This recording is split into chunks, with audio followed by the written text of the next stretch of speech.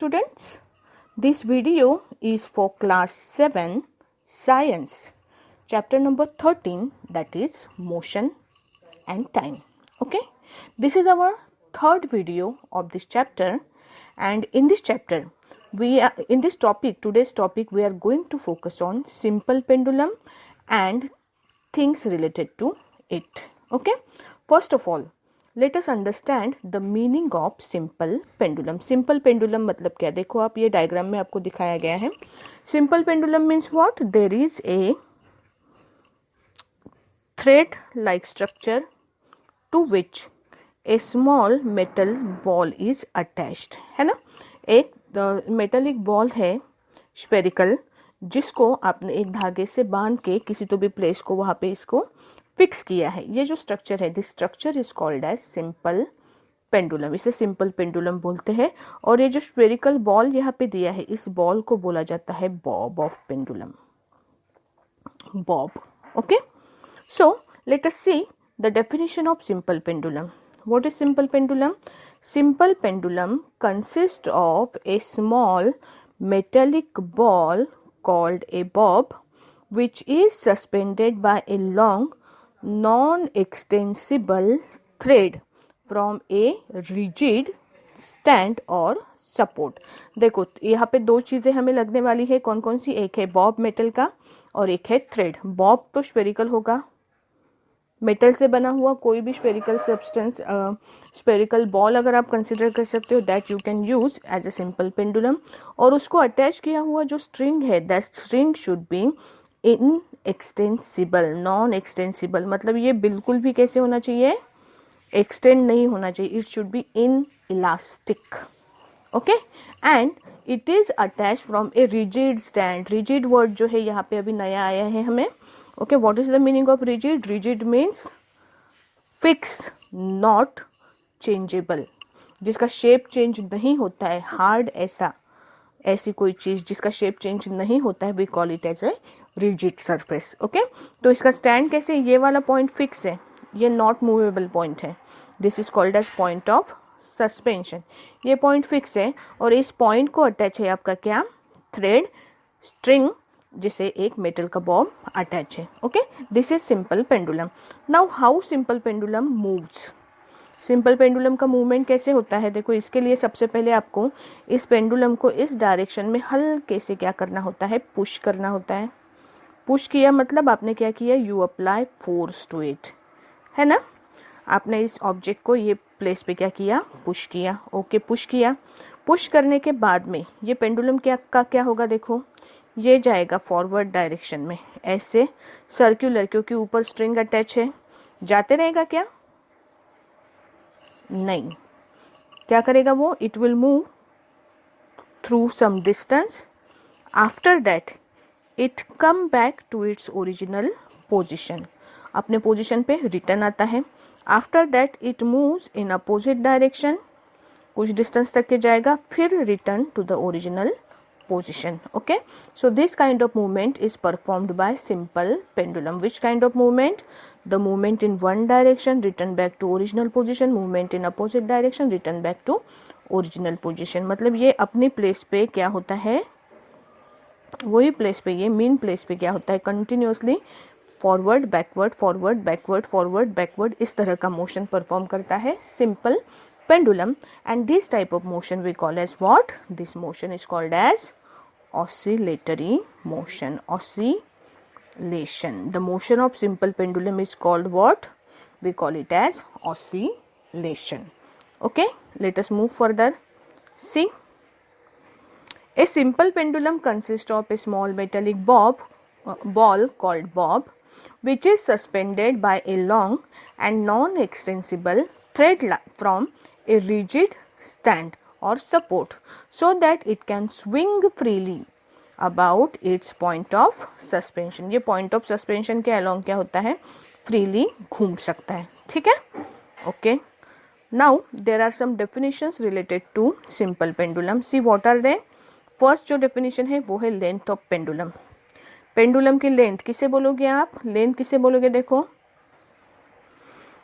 जो point of suspension है, point of suspension से बॉब के सेंटर तक का, जो डिस्टेंस है, इसे हम बोलेंगे length of pendulum.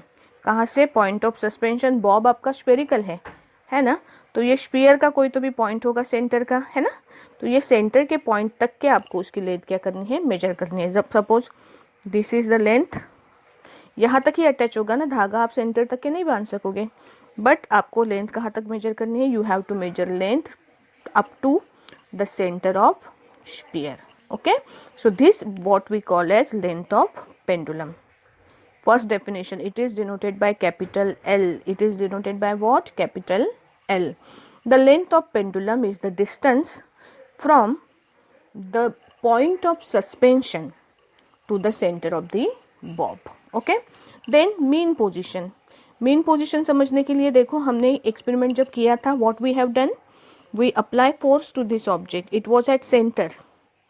After that it moves in forward direction, return back to the original position, move in opposite direction, return back to original position.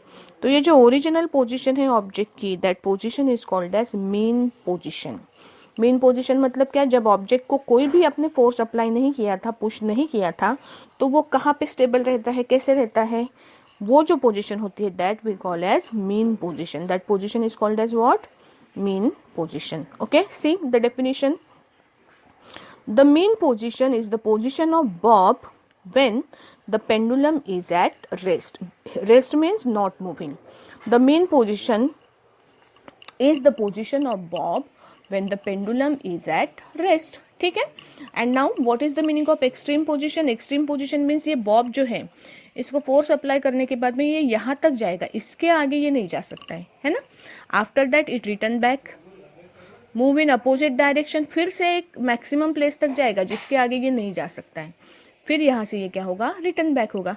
तो ये जो एक्सट्रीम पोजीशन से दो एंड पोजीशन जिसके आगे ये मूवमेंट परफॉर्म नहीं कर सकता, ये पोजीशंस को बोलते हैं हम एक्सट्रीम पोजीशंस। विच आर दे?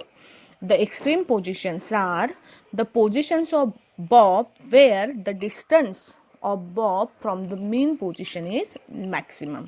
अगर आपने mean position से distance measure किया तो सबसे ज़्यादा distance आपको तभी मिलेगा जब वो उसके maximum या extreme point पे होगा, तभी आपको distance कैसे मिलेगा? maximum मिलेगा। तो इसे आप बोलते हो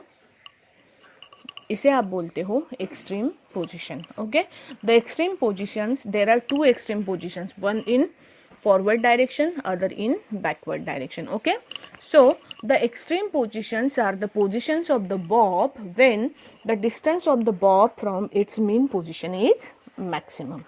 Okay, then move forward. The motion of simple pendulum, I have explained it to you. When the bob of simple pendulum is moved slightly to one end from to one side from its mean position and then released, it moves in to and fro motion. These are called oscillations of the pendulum and the motion is called oscillatory motion. आपका जो pendulum है उसको आपको एक and पे लेके जाना है, यहाँ से इसको रिलीज करो, छोड़ो, ये मेन पोजीशन पे आएगा, अपोजिट डायरेक्शन में जाएगा, मेन पोजीशन पे आएगा, अपोजिट डायरेक्शन में आएगा, ऐसे है ना। This motion is called as what? This motion is called as oscillatory motion. यहाँ पे ऑसिलेटरी मोशन की डेफिनेशन आपको ध्यान में रखनी है। The to and fro motion of an object is called oscillatory motion. नीचे देखो डायग्राम एक्सप्लेन की है। Oscillatory motion, the periodic motion in which object moves to and fro about its mean position is known as oscillatory motion. Examples कौन से है इसके? देखो, ये लड़की स्विंग के ऊपर है ना, स्विंग के ऊपर जो मोशन होता है, कैसे मोशन है? दैट मोशन इज, आगे पीछे मूवमेंट होती है ना, that motion is similar to the motion of simple pendulum, oscillatory motion. और ये रेस्ट चेयर है जिसके ऊपर बैठ के आप इसी टाइप का मोशन परफॉर्म कर सकते हो, है ना। इसके बाद में this motion, oscillatory motion, you can see in case of swing needle. जो आपकी स्विंग मशीन होती है उसकी नीडल देखो, ऊपर नीचे इस तरह का मोशन परफॉर्म करती है, कंटिन्यूअसली करती है ना। This motion is also what? Oscillatory motion. Seesaw आपने देखा है, गार्डन में होता है ना, इधर एक लड़की बैठी, इधर एक, और बीच में क्या है, बीच में स्टैंड होता है। ये motion up and down motion दोनों साइड से, this motion is also an example of what, oscillatory motion. Okay, यहाँ पे एक एक्टिविटी मेरे लिए आपको करनी है, मतलब you can consider it as homework. Write any 5 examples of oscillatory motion. Write this question. Oscillatory motion के 5 examples आपको लिखने हैं। Write any 5 examples of oscillatory motion. This is first homework. Second, you write homework number 2. Draw a neat and labeled diagram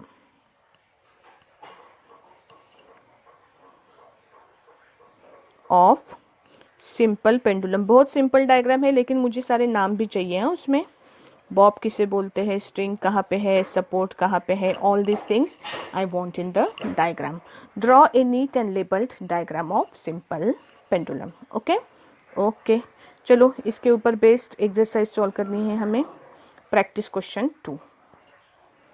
question number 1, the motion of simple pendulum is the type of which motion? The motion of simple pendulum is rectilinear, complex, circular की oscillatory? Oscillatory motion. Write the answer, oscillatory. Question 2.2, fill in the blanks. The metallic ball or stone attached to one end of the string of a simple pendulum is called, आपको पता है।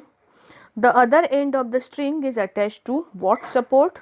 पता है आपको। दोनों answers ऊपर के paragraph में मिल जाएंगे।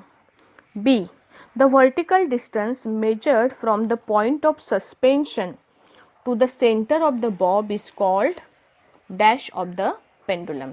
अभी थोड़ी देर पहले डिस्कस किया इसका आंसर भी। You can write the answer of this question. Question C, the extreme position of the simple pendulum are the point at dash distance from the mean position of the bob. Extreme position किसे बोलते हैं? ऐसे points जो आपके mean position से कितने distance पर होंगे? Maximum distance. The answer of this question is maximum. ठीक है, okay. 2.3, Kavita attached a stone of one end, Kavita attached a stone to one end of a wooden rod, then she suspended it from a hook about which it could move freely. Okay, can this setup be considered as an example of simple pendulum? Justify your answer. क्या किया उसने? देखो, she suspended it to a hook. एक hook लिया, ये hook में उसने एक वुडन रॉड अटैच किया वुड का, और उसको नीचे से एक स्टोन बांधा, और फिर उसने उसको छोड़ दिया। Can this be an example of simple pendulum? सोचो थोड़ा सा। सिंपल पेंडुलम की 3 चीज़ें यहाँ पे है क्या? स्टोन मतलब you can consider it as some weight is attach to here, है ना। दूसरी चीज़ ये रॉड है, वुडन रॉड, जिसकी लेंथ चेंज होगी क्या? Not possible. और ये हुक जो है आपने कहीं तो भी फिक्स किया है, हुक मूवेबल है क्या? नहीं है। Okay, so by this 3 things we can say that this arrangement is arrangement similar to simple pendulum. Okay, तो उसके लिए पहले ऐसे बोलना है, कविता used wooden rod which is non-extensible.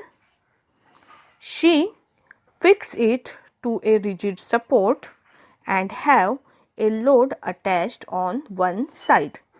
The arrangement is similar to simple pendulum. Yes, the arrangement is similar to simple pendulum. Okay, तीनों चीज़ें मेंशन करनी है। उसको रिजिड सपोर्ट भी है, नॉन एक्सटेंसिबल स्ट्रिंग के जगह पे नॉन एक्सटेंसिबल रॉड है, और नीचे वेट भी उसने क्या किया है? अप्लाई किया है। Now see the B question.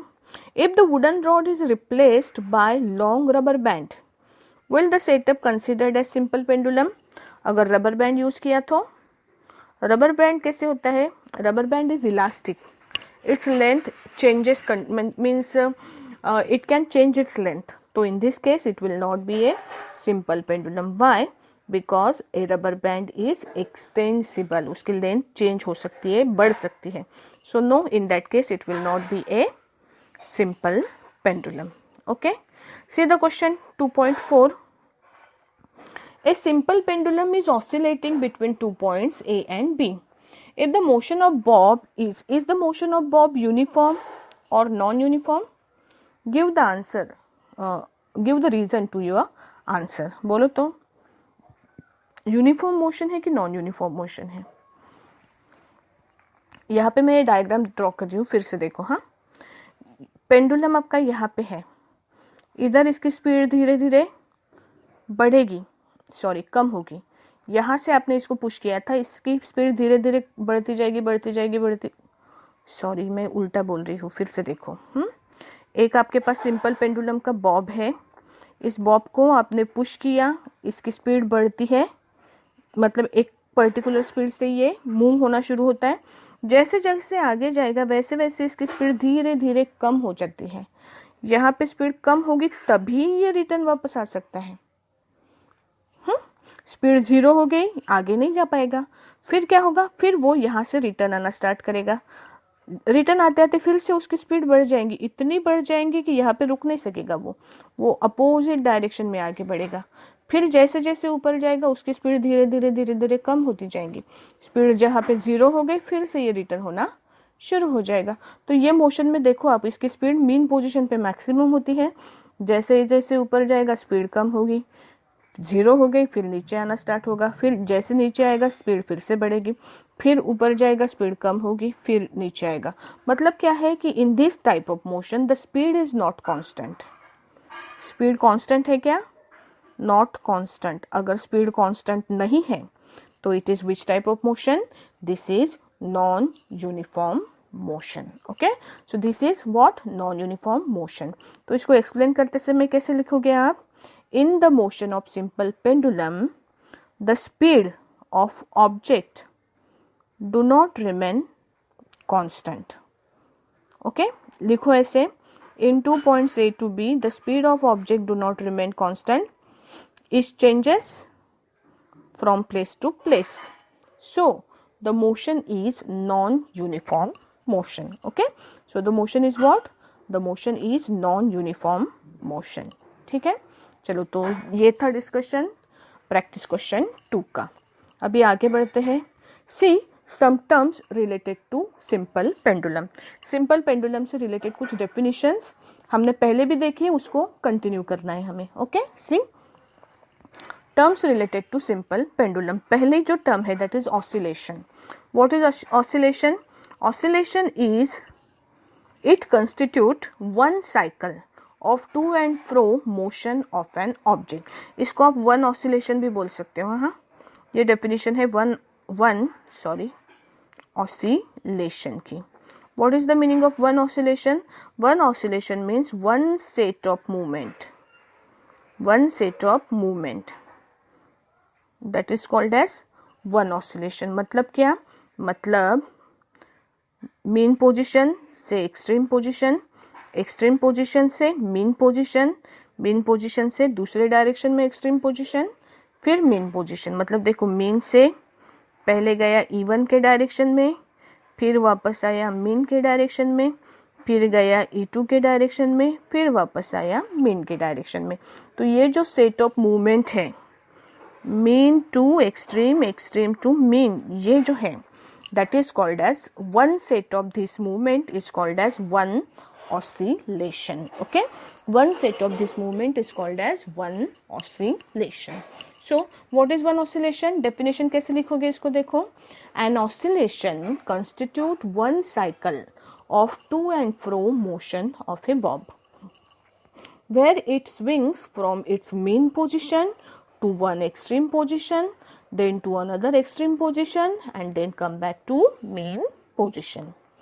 If the bob starts swinging from one extreme position, अभी यहाँ पे दूसरा सेट देखो कैसे है. अगर एक्सट्रीम पोजीशन से मूवमेंट स्टार्ट की तो, अगर एक्सट्रीम पोजीशन से स्टार्ट की तो वन एक्सट्रीम पोजीशन, फिर मीन पोजीशन, फिर दूसरी एक्सट्रीम पोजीशन, फिर मीन पोजीशन, फिर पहली एक्सट्रीम पोजीशन। मतलब अगर हमें ऑसिलेशन मेजर करने हैं, अगर मैं मीन पोजीशन से करती हूँ ना, तो मीन से वापस मीन तक वन ऑसिलेशन कंसिडर करते हो। अगर एक्सट्रीम से स्टार्ट किया तो एक्सट्रीम से जाके दूसरे एक्सट्रीम को जाके फिर वापस पहले एक्सट्रीम पोजीशन को आना है, तब उसे आप क्या कंसिडर करोगे, one set of oscillation consider करोगे। ठीक है। If the bob starts swinging from one extreme position to other and then returns to the starting point, that can also be considered as an oscillation. An example of an oscillation is shown in the figure where the bob of pendulum swings from M to E1 to E2 to M. देखो तो one oscillation is shown in this figure. I think मैंने आधी ही figure draw की है। See, mean to extreme, extreme to mean, mean to extreme opposite, extreme to फिर से mean. This is one oscillation. Okay. Okay. Next definition है amplitude of oscillation. Amplitude का मतलब क्या है, जब जो आपका पेंडुलम है, ये पेंडुलम जब मूवमेंट करेगा तो ये एक्सट्रीम पोजीशन पे जाएगा इधर के साइड में, और इधर के साइड में अपोजिट डायरेक्शन में भी वो एक्सट्रीम पोजीशन तक के जाएगा। तो उसकी मेन पोजीशन और एक्सट्रीम पोजीशन के बीच की जो लेंथ होती है, the maximum distance covered by pendulum, ऐसे भी बोल सकते हो आप इसको, the maximum distance covered by bob of pendulum is called as its amplitude.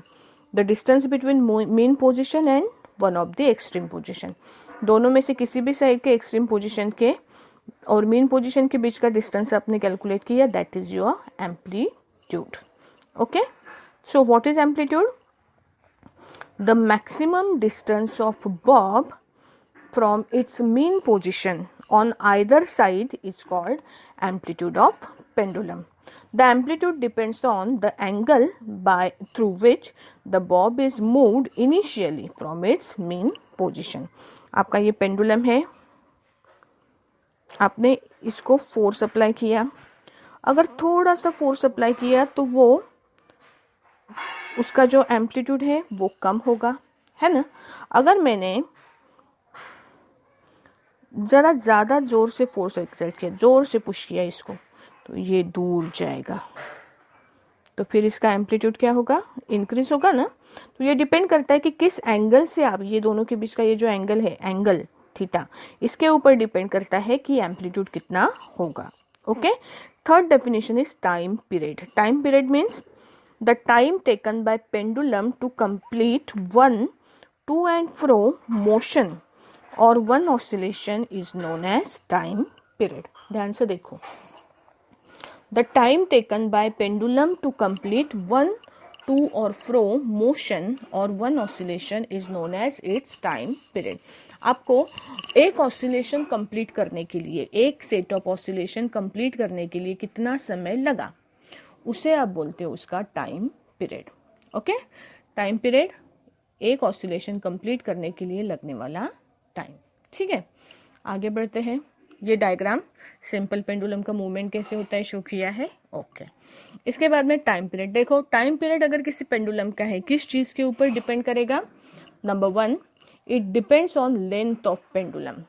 आपके पेंडुलम की लेंथ कितनी है उसके ऊपर टाइम पीरियड डिपेंड होता है। इसका मतलब क्या है? इसका मतलब ये मेरे पास एक पेंडुलम है, ये दूसरा पेंडुलम है, दो पेंडुलम की लेंथ अलग अलग है, देयरफॉर उनका टाइम पीरियड क्या होगा?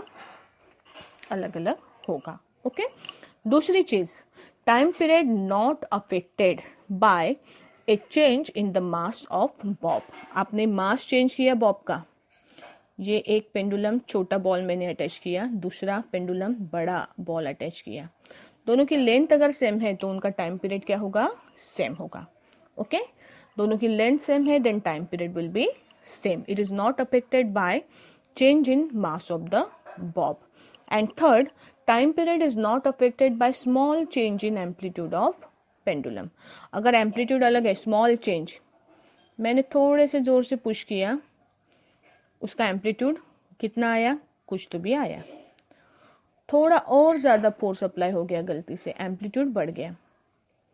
अगर लेंथ सेम है तो there is no change in time period. ये बात आपको क्या करनी है, ध्यान में रखनी है। ओके, उसके बाद में नेक्स्ट देखो, calculating time period of pendulum.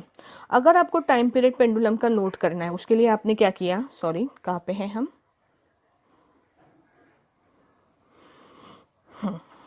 आपने क्या किया, एक पेंडुलम लिया, पेंडुलम को आप ये बहुत इजीली आप घर पे बना सकते हो। एक धागा लो, उसको दीवार पे, किसी दीवार नहीं, कोई तो भी स्टैंड पे, ताकि किसी को टच ना हो सके, ऐसे जगह पे उसको बांध दो। आप एक हुक लेके कहीं पे भी उसको बांध सकते हो। उसके बाद में एक धागा लो, थ्रेड लो, उसके नीचे छोटा सा स्टोन टाई कर दो। ये हो गया आपका सिंपल पेंडुलम तैयार। अभी इसका टाइम पीरियड नोट करने की कोशिश करो तो एक ऑसिलेशन, इसके लिए आप स्टॉप वॉच लेते हो। अभी आपके मोबाइल में इजीली स्टॉप वॉच अवेलेबल है, डिजिटल वॉच अलार्म जहाँ पे लगाते हो ना, वहाँ पे स्टॉप वॉच अवेलेबल है। स्टॉप वॉच लो और एक ऑसिलेशन के लिए लगने वाला टाइम नोट करो। इतना फास्ट होता है कि घड़ी शुरू करने तक के एक ऑसिलेशन आपका हो जाएगा। तो फिर इससे एक्यूरेट आंसर जो है आपको मिल ही नहीं सकता है। तो फॉर दैट पर्पज हम क्या करते हैं भाई, एक ऑसिलेशन तो लेना मुश्किल है, तो हम क्या करते हैं, इसके लिए एक तो 2 पर्सन लगेंगे, एक स्टॉप वॉच ऑन करेगा और दूसरा उसी मोमेंट पे क्या करेगा, मोशन स्टार्ट करेगा।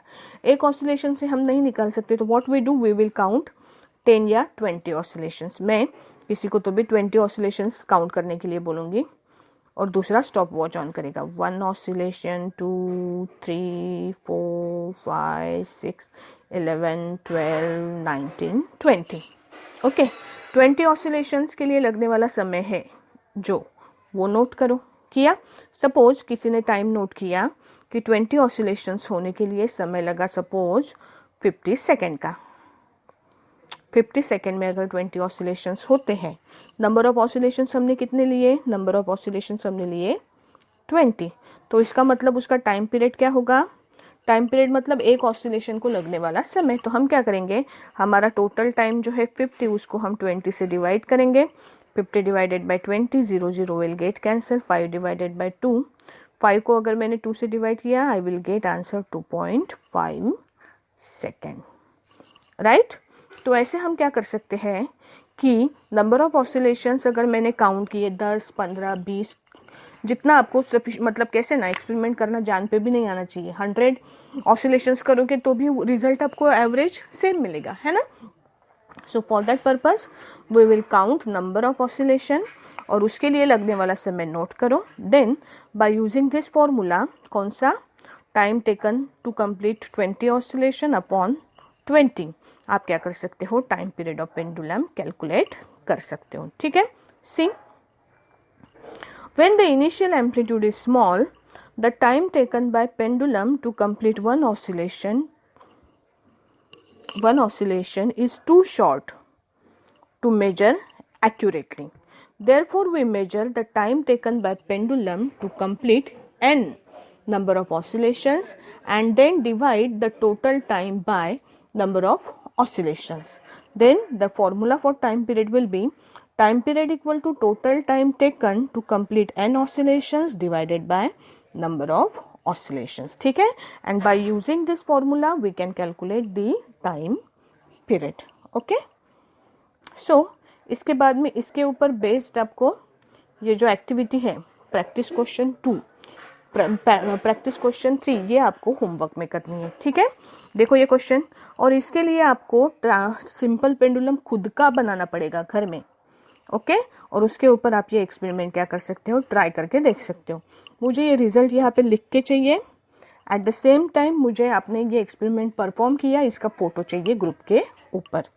ठीक है, होमवर्क में आपको प्रैक्टिस क्वेश्चन 3 सॉल्व करनी है। अगर किसी को इसके फोटो चाहिए होंगे तो मुझे आप ग्रुप पे मैसेज डालो। ठीक है,